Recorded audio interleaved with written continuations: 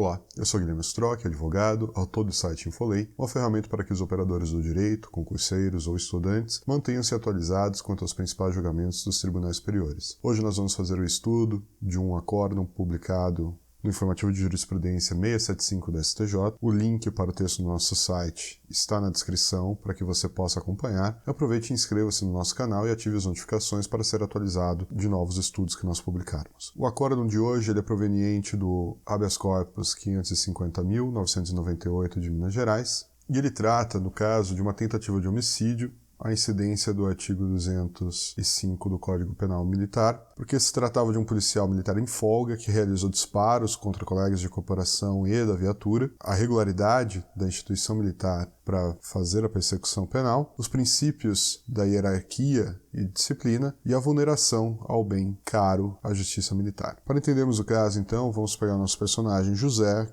um policial militar, em um dia de folga, encontrava-se em sua casa quando houve um desentendimento com sua esposa. Ela acionou a polícia, que enviou então uma viatura para sua residência a fim de averiguar o ocorrido. Ocorre que José, estando alterado, ele tentou fugir e durante a perseguição ele efetuou disparos contra a viatura e seus colegas de farda, entregando-se então a um batalhão da Polícia Militar Ambiental. Preso, o caso ele foi encaminhado à Justiça Militar para ser julgado e contra este ponto ele interpôs o habeas corpus em estudo. O José alegava que o desentendimento com sua esposa não deveria ser encaminhado à Justiça Militar, mas ser julgado pela Justiça Comum. A Justiça Militar de Minas Gerais entendeu estarem presentes os requisitos para dar continuidade à persecução penal na Justiça Especializada. Para que a gente entenda esse acórdão, a gente precisa primeiro traçar alguns conceitos básicos. Então, o primeiro deles é o que é a Justiça Militar. Qual é a divisão da Justiça Militar, qual é a competência dessas divisões, o que é crime militar e quem é considerado militar. Por primeiro, a gente deve notar que a Justiça Militar ela é dividida em Justiça Militar da União e Justiça Militar Estadual. A Justiça Militar da União tem competência para julgar crimes previstos no Código Penal Militar e praticados por militares ou contra as Forças Armadas. Ela não concentra o poder administrativo disciplinar, mas pode julgar até mesmo civis que cometam crimes contra essas instituições. Ao passo que a Justiça Militar Estadual ela concentra a competência administrativa, disciplinar e judicial, podendo julgar tão somente militares por crimes militares previstos no Código Penal Militar ou ações contra procedimentos administrativos disciplinares de militares. Civis, ainda que cometam crimes contra instituições militares estaduais, serão julgados pela Justiça Comum. E a competência da Justiça Penal Militar Estadual ela está prevista na Constituição Federal no artigo 125, parágrafo 4º.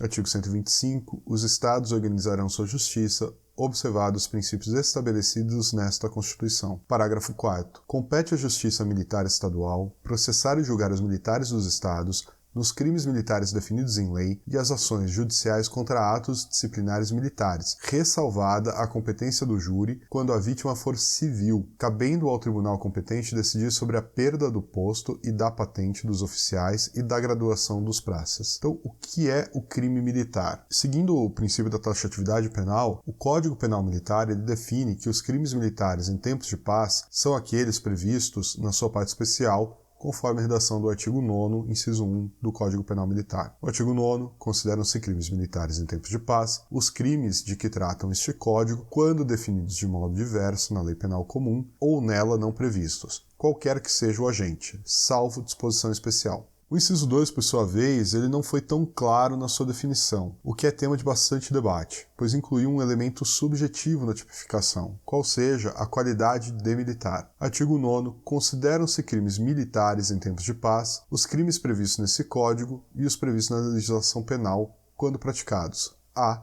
por militar em situação de atividade ou assemelhado contra militar na mesma situação ou assemelhado. Assim, a discussão gira em torno do que se considera militar em atividade. Se o réu que comete crime, quando em cumprimento de escala de serviço, ou, ainda que gozando de folga, seria ele considerado para atrair a competência da Justiça Militar. Então, pensando no critério subjetivo, quem é o militar em atividade a ser julgado pela Justiça Militar? No artigo 22 do Código Penal Militar, temos a previsão de que será considerado militar qualquer pessoa incorporada às Forças Armadas para servir em seus postos ou funções, sujeitando-se à sua disciplina. O artigo 142, incisos 2º, 3º e 5º, trazem previsões quanto à eventualidade de um militar em atividade ou da ativa assumir encargos, função ou emprego na administração civil e, por fim, a impossibilidade de um militar em serviço ativo de filiar-se a partido político. Porém, o artigo 6º da Lei 6.888 de 80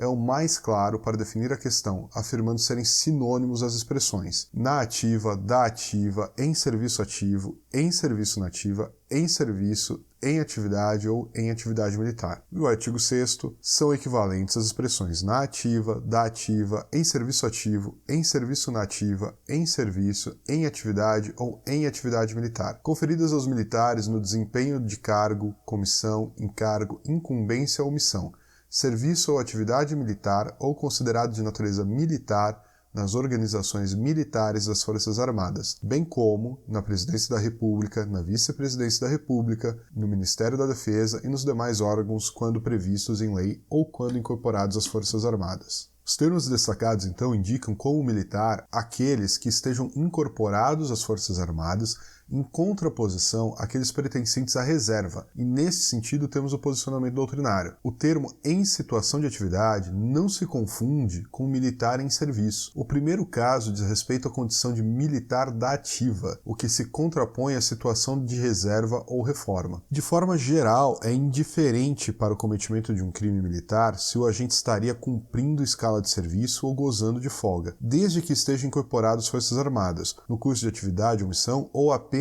aproveitando o final de semana em sua casa, ele será considerado militar. É importante frisar a previsão, em alguns tipos penais, da condição especial em serviço o militar. Nesses casos, o Código destaca essa condição na própria definição do tipo penal, como embriaguez em serviço ou ainda dormir em serviço. Não se espera de um militar que este nunca se embriague na vida, ou ainda que deixe de dormir, mas caso se apresente embriagado ou durma em seu turno de serviço, estará cometendo crime. Por outro lado, STF e STJ desconsideram a qualidade militar mesmo quando o autor e a vítima do fato delituoso sejam militares, não tenham conhecimento desta condição um do outro, nem estavam em local sujeito à administração militar ou em exercício da função. Trazendo então o habeas corpus do STF, nós temos partes das ementas, o Supremo Tribunal Federal já assentou que o cometimento de delito por agente militar contra a vítima militar somente desafia a competência da justiça castrense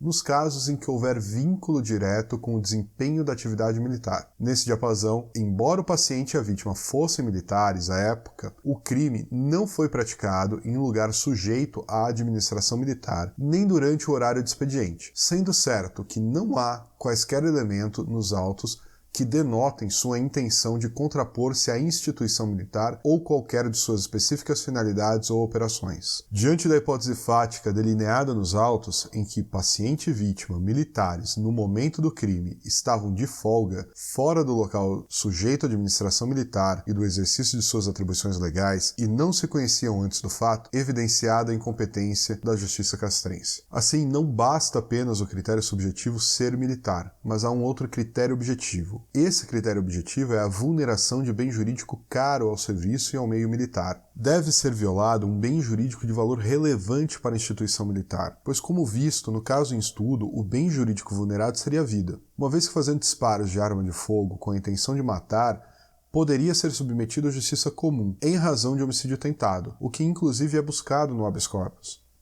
O relator ele afirma que deve-se necessariamente averiguar na situação concreta, a existência ou não de vulneração a partir da conduta da regularidade das instituições militares, cujo pilar constitucional se baseia em dois princípios, hierarquia e disciplina. Então, trazendo a doutrina de Cícero Robson Coimbra Neves, ele diz: vários bens, na acepção genérica acima descrita, interessam ao direito penal militar, destacando-se, obviamente, a hierarquia e a disciplina, hoje elevados a bem jurídico tutelado pela Carta Maior. Dessa forma, além da disciplina e da hierarquia, outros bens da vida foram eleitos, tais como a preservação da integridade física, do patrimônio e etc. Por outro lado, é possível afirmar que, qualquer que seja o bem jurídico evidentemente protegido pela norma, sempre haverá de forma direta ou indireta a tutela da regularidade das instituições militares, o que permite asseverar que, ao menos ela sempre estará presente no escopo de proteção dos tipos penais militares, levando-nos a concluir que, em alguns casos, teremos um bem jurídico composto com o objeto de proteção do diploma penal castrense. É dizer, o tipo penal do artigo 205, sob a rúbrica homicídio, tem como objetividade jurídica e primeiro plano a vida humana. Porém, não se afasta de uma tutela imediata da manutenção da regularidade das instituições militares. Tal conotação afasta, em vários casos, uma postura simplesmente minimalista, focando-se primeiro o bem jurídico imediato da norma. Há que consignar que a identificação do bem tutelado não é fácil.